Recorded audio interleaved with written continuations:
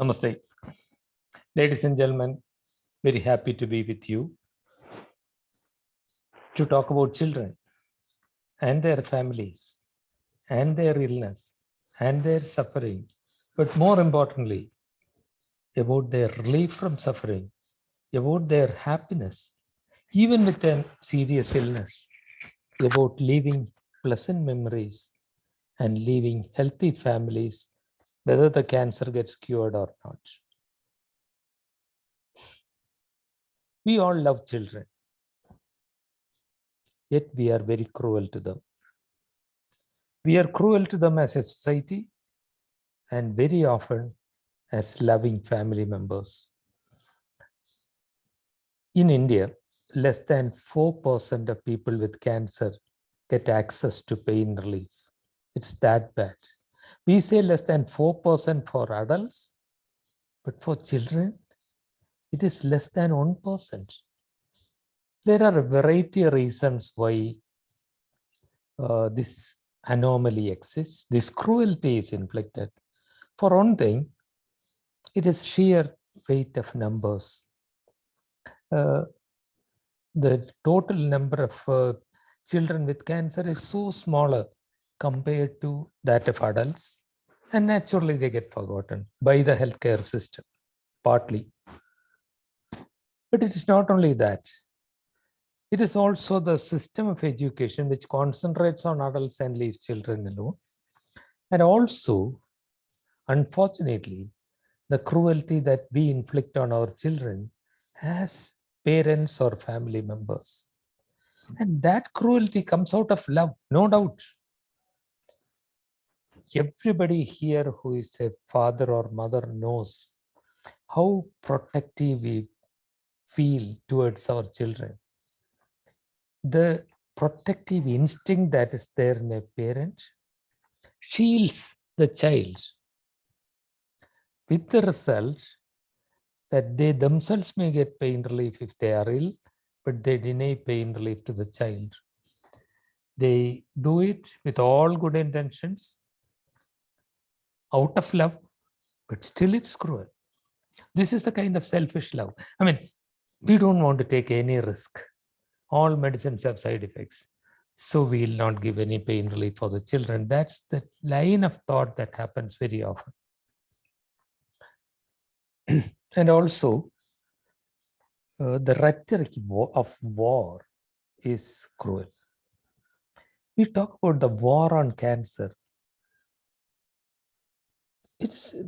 We also very often think that's a noble war to fight. The problem is, where does that leave children who will not get cured? Are they losers? The very thought of the war tells the children, fight, fight, don't give up, keep fighting. And when there is no fight left in them, when we do not even allow their minds to work clearly by leaving them in pain, we still want them to fight. And the child may plead for release, but we, the loving parents, will say, keep fighting. Don't listen to him, doctor. We know our child. She's a fighter. She will fight.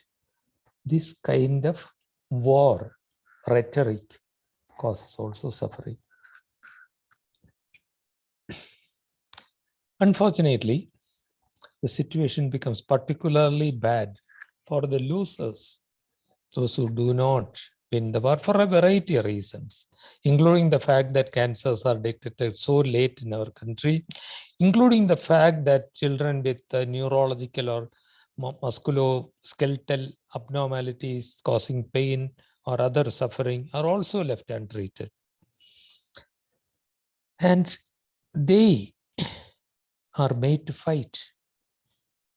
And even if the fight is no longer there, they are stuck in intensive care units. Have you heard of what happened in Andhra Pradesh just say 3 or 4 years back? A couple,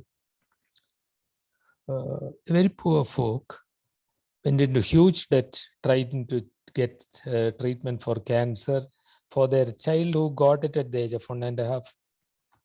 And when the child was 4.5, they went to court and said, please allow us to kill him. We cannot see this suffering anymore. Of course, the court rejected it. That's not the worst of it. The worst of it is that the child got no pain relief. Plenty of treatment, but no pain relief.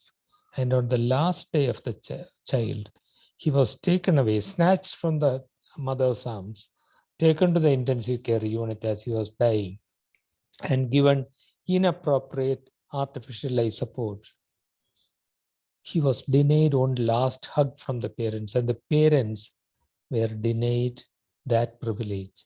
This is the cruel face of organ-centered medicine and disease-focused medicine that ignores the human being, that ignores the child. But you, people of Solace, are making a difference. I asked a visiting oncologist from Mumbai, Dr. Kushnuma, asked her, what is the dropout rate for children with cancer? Because 90% of cancers can be cured if the treatment is continued. And she said, without batting an eyelid, it used to be 75% till the year before last. Now that the non-government organizations are supporting us, it has dropped to 25%. My God, what an amazing figure. From 75% of dropouts, it was down to 25% dropouts because the children and families were supported financially, but equally important, socially and mentally. They were given a hand to hang on to. The parents who do not know any better were allowed to vent their sorrow to the non-government organizations, because in the hospital, you know how crowded our hospitals are. Nobody has time to listen to tales of sorrow. But in non-government organizations, they get that privilege. And I hope your mission becomes even more successful than now. May you grow to great heights. And all along, I hope all of us will remember one group of martyrs who are oft forgotten. They are the siblings of patients with illness. They suffer horribly. All the attention of the parents is spent on the child with the illness.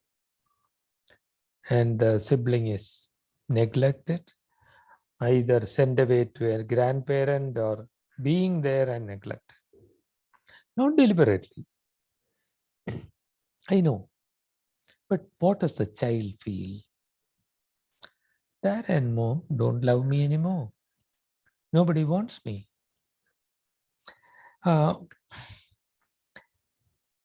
There's an added problem. Let me ask all of you. If you have a headache, are you a bit irritable? And when you are irritable, do you tend to snap at your family members or colleagues? A little irritability. Imagine what will be the state of the parents. Constant worries, sleeplessness, continuous issues with money and other problems. They fight between them, but worse still, when they fight between them and then stop fighting between them because they give each other the silent treatment, and then they snap at the healthy child. All the worse. Children grow up with horrendous emotional scars on their psyche, which will follow them to the end of their lives. I wish someday, ladies and gentlemen, you will develop separate arms of Solace.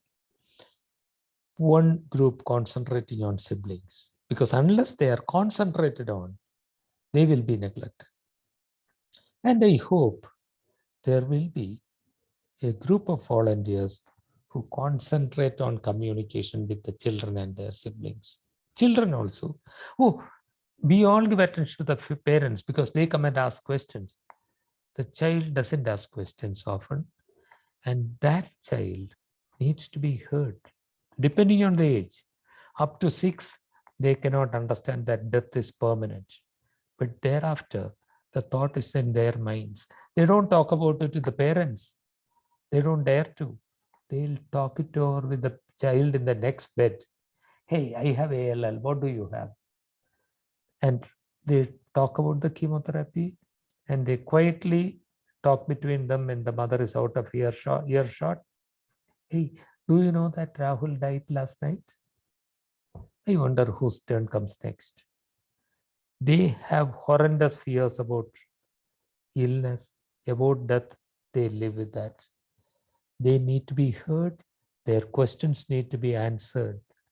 And this is another vital need. These are the needs that you are trying to fulfill. And ladies and gentlemen, all strength to your hands. All the best for all your efforts for children in suffering. Namaste.